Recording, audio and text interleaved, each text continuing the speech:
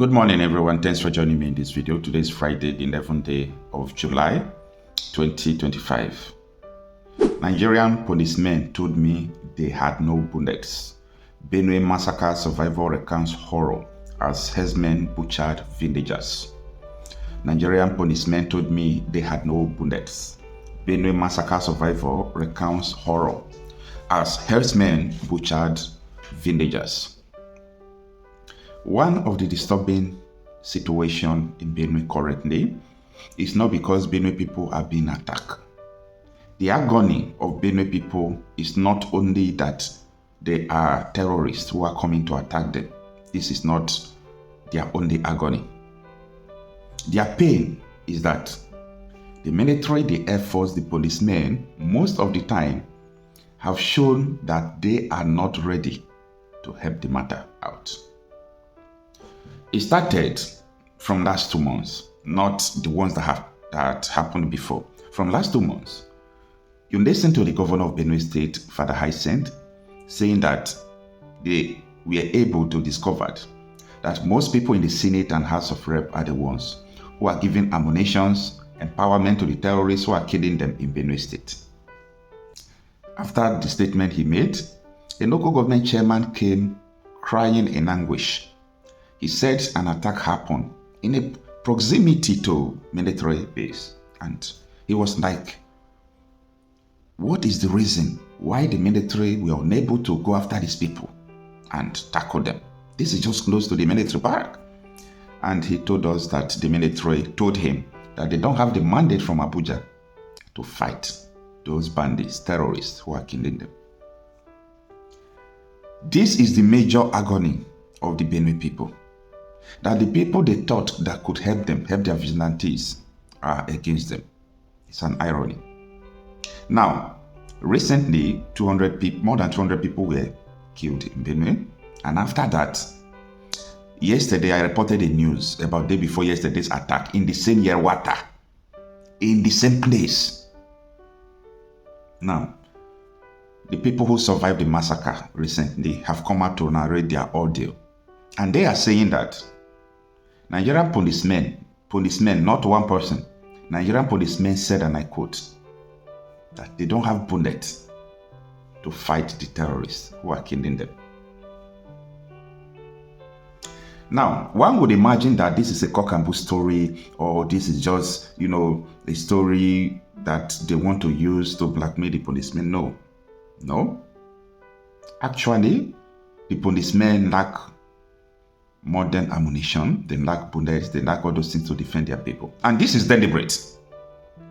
This is deliberate. So the Nigerian government cannot say that, they don't have money to procure equipment for police to fight terrorists. They can't say that.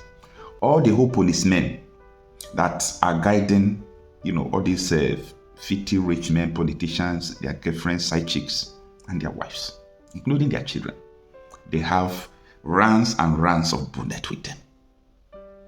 They have bullets with them. So why is the, insecurity ravaged places not having bullets? That is a masterminded act to make sure that they leave these people vulnerable. Policemen were kidnapped before yesterday in Benue. Policemen won't get bullets, neither they kidnap. Anyway, you see, the issue of insecurity in Nigeria is number one reason that made me to conclude that Nigeria can never work again. There is no how.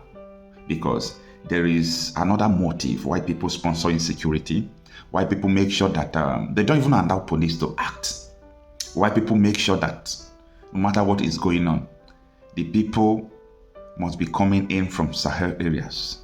All these Fulanis, they come from outside the country. People will buy them weapons. People will tell them where to go. People will tell them where to destabilize. The mission is so clear. The agenda is so simple.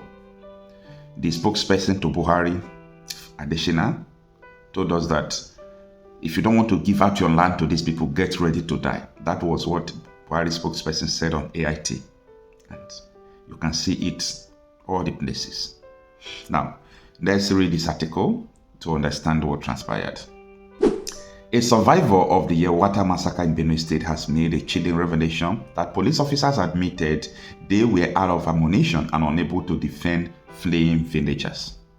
The police inaction, he noted, left residents at the mercy of armed herders who slaughtered scores and burned homes during the violent overnight attack. The survivor, who sustained machete wounds while trying to escape, recounted in harrowing details how security personnel in Yelwata told him to seek help from soldiers because they had only 1 or 2 bullets left for self-defense. And this is what he said in quote. My first step outside the shop, they macheted me, he told reporters. Then I ran to the police station, but the security there told me I should go to the soldiers because they were left with only 1 or 2 bullets in their gun for self-defense. The attack reportedly began along Lafayette Road, with gunshots echoing through Yelwata as armed assailants stormed the community late at night. Local security forces initially engaged the attackers in a gunfight, but the survivor said the assailants' firepower quickly overwhelmed them. They kept shooting and the security would shoot back, but the security couldn't protect us because the people had more powerful weapons, he said. He described how the attackers shouted Allahu Akbar as they advanced, targeted both the old and new market areas of Yelwata, breaking into shops where families were hiding. When they reached his shop, they reportedly broke down the door and began killing people room by room. They set fire to the roof. The flames started burning us. We couldn't stay inside any longer. If you rush out, they will either shoot you or machete you, he said. In a desperate bid to save his family, he urged his wife and children to flee in one direction while he escaped in another. He later discovered they had been killed. And this is what he said in quote, my wife and kids went out in one direction and they wiped them away. I tried to escape through another direction before I could even take my first step outside the shop. They macheted me, he said, pointing to deep wounds. The survival revelation about police running out of ammunition is likely to fuel growing outrage over the capacity of Nigerian security forces to protect rural communities, especially in Benue State, which has been a flashpoint for deadly clashes between the armed herders and farming communities.